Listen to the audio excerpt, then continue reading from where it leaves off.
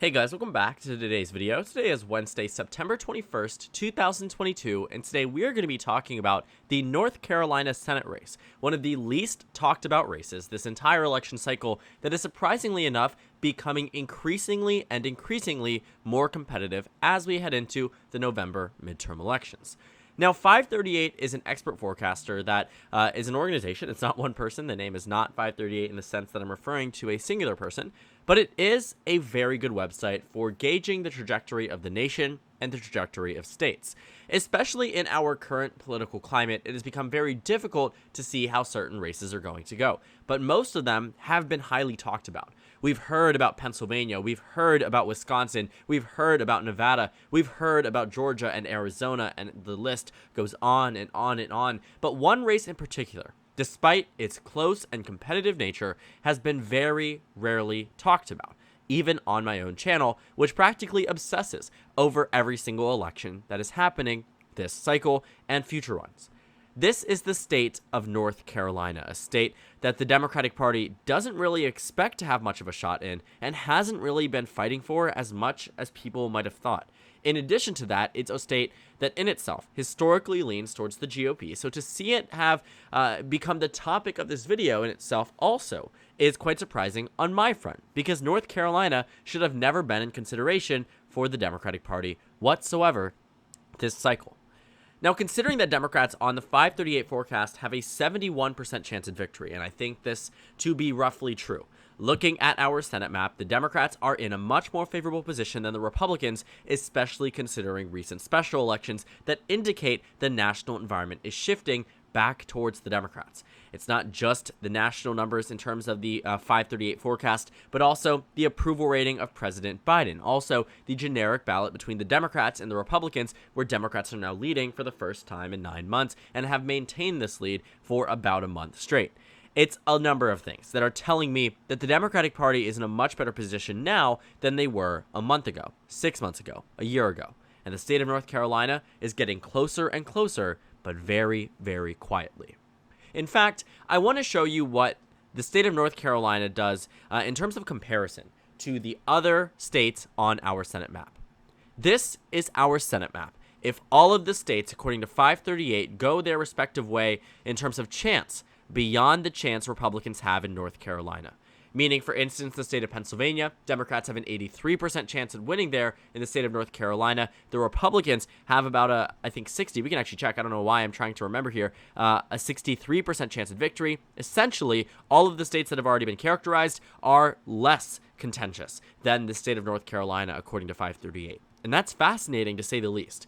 Even if this model doesn't end up being correct, because I do think that Arizona, Georgia, and Pennsylvania will narrow down potentially, and I say potentially because I wouldn't lock in on it, but potentially could be closer than North Carolina. The fact remains, the pundits and the forecasters and whatever it might be are more confident in the states of Georgia and Arizona and Pennsylvania going to their respective parties. In fact, let's see here. The state of Georgia, Warnock actually now has the lead in the state. So for me to characterize that as a Republican seat, well, it isn't necessary.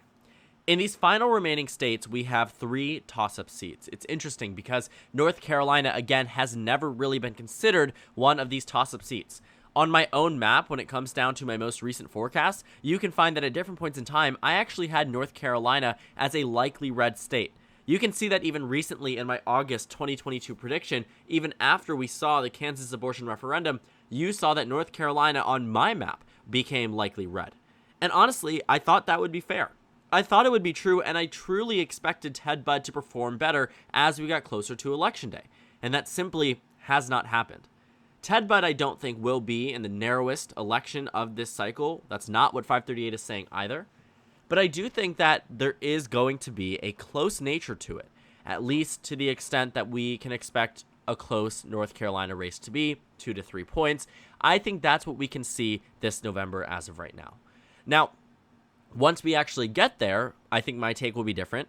I also think, I said this on Twitter actually the other day, that there is no real in-between between the state of North Carolina. Either it's going to Ted Budd by 0.4 or it's going to him by 7.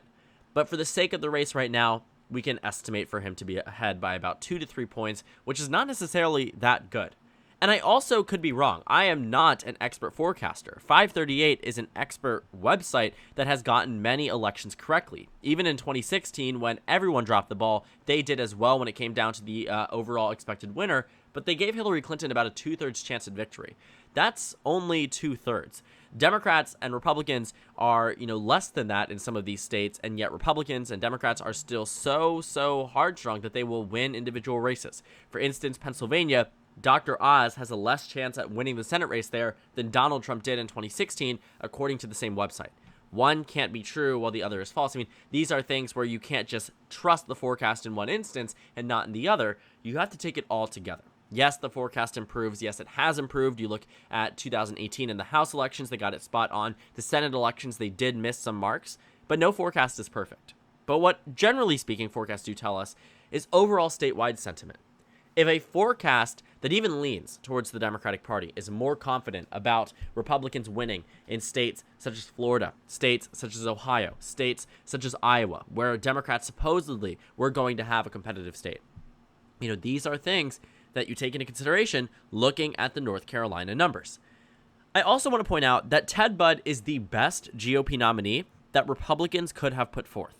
Had it been Laura Trump, that race would have been more competitive. Had it been Pat McCrory, that race would have been Democratic leaning.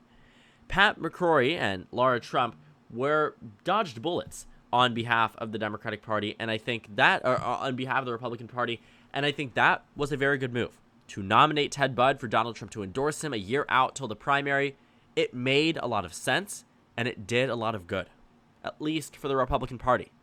But right now, this race is becoming even more competitive than anyone could have predicted. Think about how frequently we talk about Georgia, how frequently we talk about Arizona and Nevada and Pennsylvania, but North Carolina is always an afterthought. Yet it somehow remains the third most competitive race, according to 538, in this entire country. And Democrats, quite frankly, don't even need it for the majority, according to where we stand right now. And that also makes sense. Cheri Beasley, as the Democratic nominee, has some type of electoral advantage that I think can be understood. In 2020, she almost won the Supreme Court election. She was the appointed Chief Justice in the North Carolina Supreme Court. It was a 5-2 Democrat majority. She ran in the election. Yes, North Carolina has Supreme Court Justice elections. She lost by a very narrow amount. I'm not talking a Biden 1-point loss. I am talking, quite literally speaking, an extremely narrow amount. In fact, it's so narrow, I want to show you what it looked like in the state of North Carolina. Because we can head over and scroll down and find the North Carolina elections. When I am telling you that the Supreme Court election was extremely competitive, I mean it. Let's see here, the judicial elections in North Carolina. Let's see, Cheri Beasley, Paul Newberry, you found the final result here. This is a statewide election. Cheri Beasley lost this race by 401 votes. 401 votes out of 5.4 million cast. She outperformed President Biden. She outperformed President Biden, not super dramatically, but did so. And that's why she was such an appealing candidate. She is someone who voters already knew and who had served on the statewide Supreme Court as a Democrat. So thus, she came into this with an electoral/primary mandate that said, if I run, I'm winning this primary, and did. She did do that. On top of that, she provides some type of judicial experience that voters may particularly enjoy. Point is, she's a former elected or former statewide official and someone who is recognized across the state of North Carolina. So she was propped up as this good nominee for the Democratic Party. State Senator Jeff Jackson originally ran for the Senate race, then post redistricting decided to drop out of the Senate race, announced his bid for House of Representatives, endorsed Cheri Beasley, essentially cleared the field so Democrats would have a unified nominee, and they did that.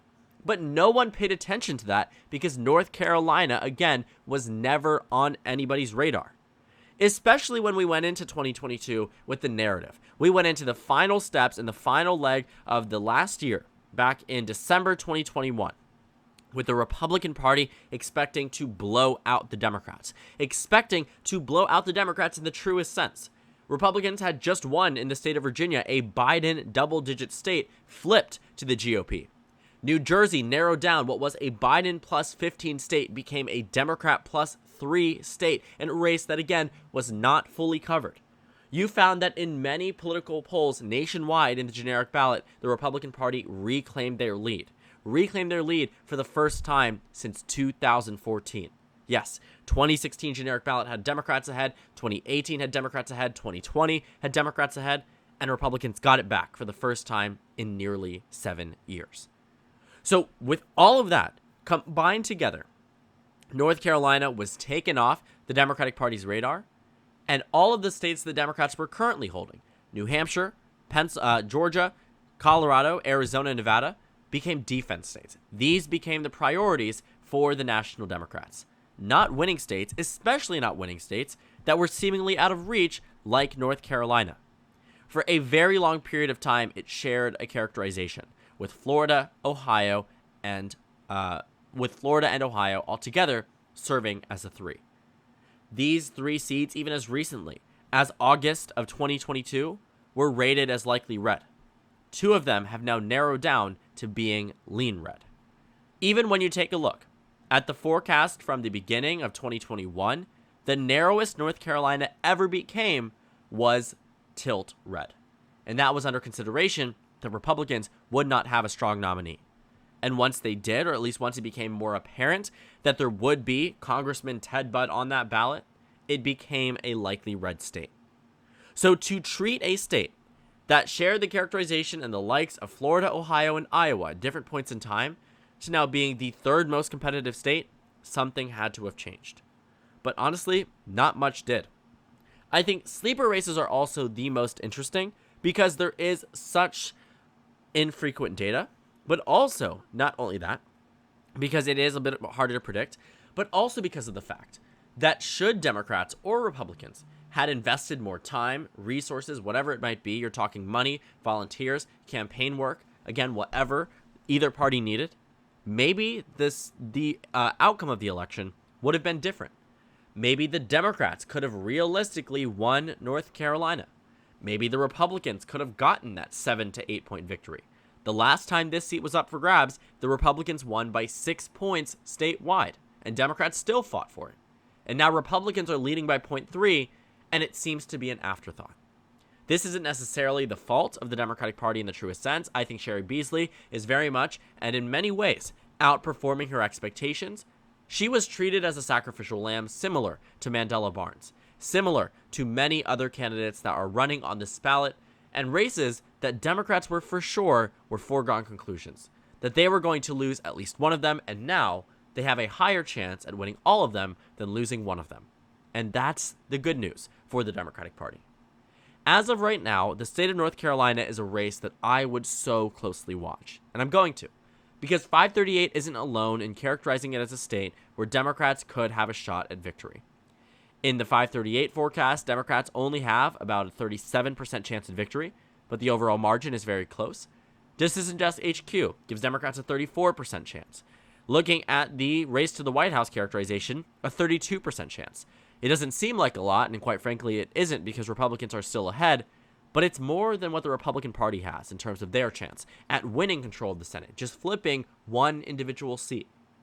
So when you think about it that way, when you think about the national Republicans having less of a chance than Cheri Beasley, you start to realize how great that chance actually is for Democrats. Because to have nearly a 40% chance at flipping North Carolina, it just takes a slightly better environment than what we are used to for Democrats to win North Carolina, than what we are expecting at least in this current model. And based off of the Minnesota election, the Nebraska election, the Kansas election, the New York election, both of them, and the Alaska election, these 5 special or referendum elections that have benefited the Democratic Party, all of us are telling all of us that the Senate map might in fact be bluer than we are expecting. Because this isn't accounting for these special elections. This isn't accounting for a very clear and consistent shift in all parts of this country. From New York to Minnesota to Nebraska to Kansas, then all the way out to Alaska, things are changing. And things are benefiting now the Democratic Party in a way that can't necessarily be grabbed onto, latched onto, or understood as well as they have previously. And I think that's why the state of North Carolina, despite it being a state the Democrats never really had on their radar, Republicans thought and treat still very much as a locked-up state and still very well may win it this November.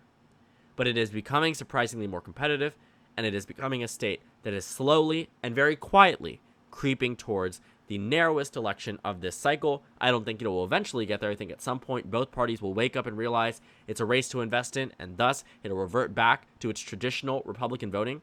Even Biden lost the state in 2020. But altogether, I think North Carolina will prove to be a very interesting state to watch, and one that will be very important for the overall composition in the U.S. Senate, because if Democrats win here, they're practically winning everywhere else. So thank you guys so much for watching this video. Make sure to comment down suggestions below. Subscribe on the left if you haven't already, and check out the Instagram and Twitter. At the bottom left of the screen, there's also a Discord server for you to go ahead and join. On the screen, there's a video you can watch, and then a playlist for my 2022 Senate election analysis videos. Again, thank you guys so much for watching, and I will see you all later today.